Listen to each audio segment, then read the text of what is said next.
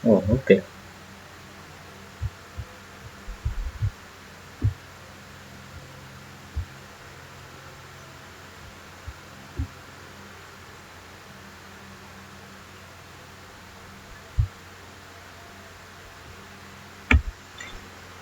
Assalamualaikum warahmatullahi wabarakatuh. Alhamdulillahirabbil alamin. Wassalatu wassalamu ala asyrofil anbiya'i wal mursalin sayyidina wa maulana Muhammadin wa ala alihi washabihi ajmain. Amma ba'du. Halo semuanya, dengan Abdar di sini. Pada hari ini kita akan membahas tentang tokoh dan karya kitab-kitab tafsir pada abad 20 di Indonesia. Saya di sini mengambil di makalah saya itu cuma ada 3 tokoh tafsir yang ada di Indonesia. Yang saya ambil cuma 3. Karena untuk ulama tafsir di Indonesia itu cukup banyak.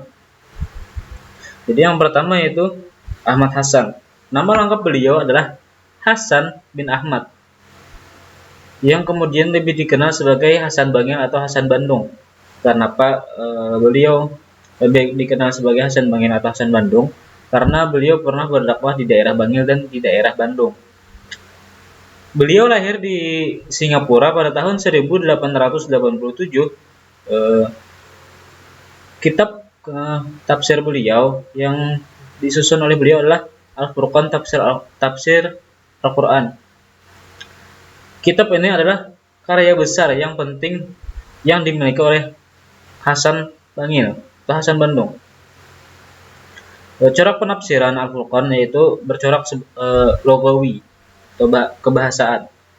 Contoh tafsir beliau yang saya ambil adalah pada Quran surah Al-Isra ayat ke-29, yang mana bacaannya a'udzubillahi minasyaitonirrajim wala taj'al yadaka maghlulatan. Artinya ini sepeninggal ayat aja, sepenggal ayat. Dan jangan jadikan tanganmu terbelenggu di tengkukmu. Di dalam tafsir beliau menjelaskan maksudnya adalah janganlah kamu menjadi orang-orang kikir dan bakhil. Lalu terjemahan dan jangan terlalu mengulurkannya ditafsirkan jangan terlalu mudah dan murah dalam mengeluarkan sesuatu. Artinya kita harus hati-hati dalam mengeluarkan sesuatu, misalnya kepada orang yang ingin meminjam atau kita bersedekah, kita perlu lihat-lihat orangnya dulu. Yang kedua adalah Profesor Dr. Haji Abdul Malik Abdul Karim Amrullah, atau yang lebih kita kenal sebagai Buya Hamka. Buya Hamka lahir pada tanggal 17 Februari 1908 di Maminjau, Sumatera Barat.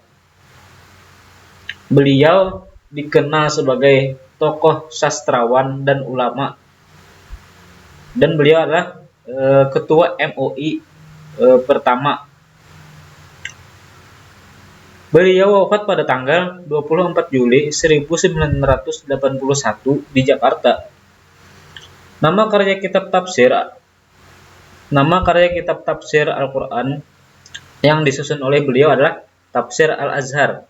Corak tafsir Al-Azhar adalah Al-Adabul Ijtima'i, yaitu merespon kondisi sosial dan mengatasi problemnya. Contoh tafsir di kitab beliau, saya mengambil pada Quran surah Al-Baqarah ayat kedua, yaitu A'udzubillahi minasyaitonirrajim, Dzalikal kitabu la raiba fihi hudan lil muttaqin. Artinya, kitab Al-Quran ini tidak ada keraguan padanya, petunjuk bagi orang-orang yang bertakwa. Quran surah Al-Baqarah. Di dalam kitab Al-Azhar dijelaskan bahwasanya inilah dia kitab Allah itu. Inilah dia Al-Quran, yang meskipun seketika ayat ini diturunkan, belum merupakan sebuah naskah atau mushaf berupa buku. Namun setiap ayat dan surat yang turun sudah mulai beredar dan sudah mulai dihafal oleh para sahabat Rasulullah. Tidak usah diragukan lagi, karena tidak ada yang patut diragukan. Dia benar-benar wahyu dari Tuhan, dibawa oleh Jibril, bukan dikarang-karang saja oleh Rasul yang tidak pandai menulis dan membaca itu. Dia menjadi petunjuk untuk orang yang ingin bertakwa atau muttaqi. Yang ketiga, Profesor Dr. Muhammad Quraish Shihab. Siapa sih yang nggak kenal Profesor Quraish Shihab? Beliau lahir pada tanggal 16 Februari 1944 di Rapang, Sulawesi Selatan. Karya kitab tafsir beliau adalah Tafsir Al-Misbah.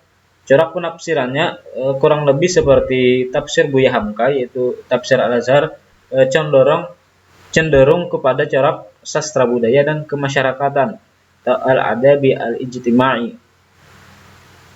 Yang saya ambil dalam kitab Al-Misbah, penafsirannya tentang ayat pada surat Duha.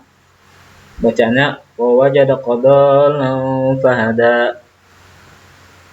Artinya, dan dia mendapatimu dalan, dalam keadaan bingung, lalu dia memberikan petunjuk. Al-Quran menggunakan kata dalal atau kesesatan yang dalam berbagai bentuknya terulang sekitar 160 kali dengan berbagai makna. Dari penggunaan beraneka ragam itu dapat disimpulkan bahwa kata ini mengandung makna tindakan atau ucapan yang tidak menyentuh kebenaran. Karena itu, lupa, hilap sampai keadaan kesesatan dalam bingung kepercayaan seperti mempersekutukan Allah, kedurhakaan, kesemuanya dapat ditunjuk dengan kata tersebut. Kata tersebut apa? Kata tersebut itu dalal. Makna yang tidak benar untuk kata itu pada ayat ditafsirkan ini adalah kesesatan dalam bidang kepercayaan. Karena ini mustahil bagi seorang rasul pilihan Allah. Adapun makna lain maka dapat saja benar, maka tidak mengurangi nilai kehormatan terhadap nabi yang mulia itu, yang merupakan salah seorang dari 5 nabi agung ulul azmi yang diperkenalkan oleh Al-Quran.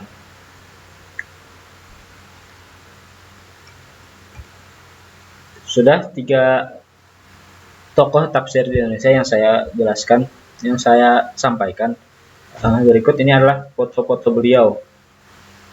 Yang pertama, Muhammad Hasan, yang nama lengkap beliau adalah Hasan bin Ahmad, terus Buya Hamka dan Quraish Shihab.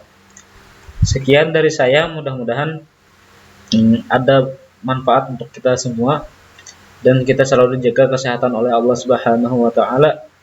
Akhirul kalam, wallahul muwaffiq ila aqwamit thoriq. Assalamualaikum warahmatullahi wabarakatuh.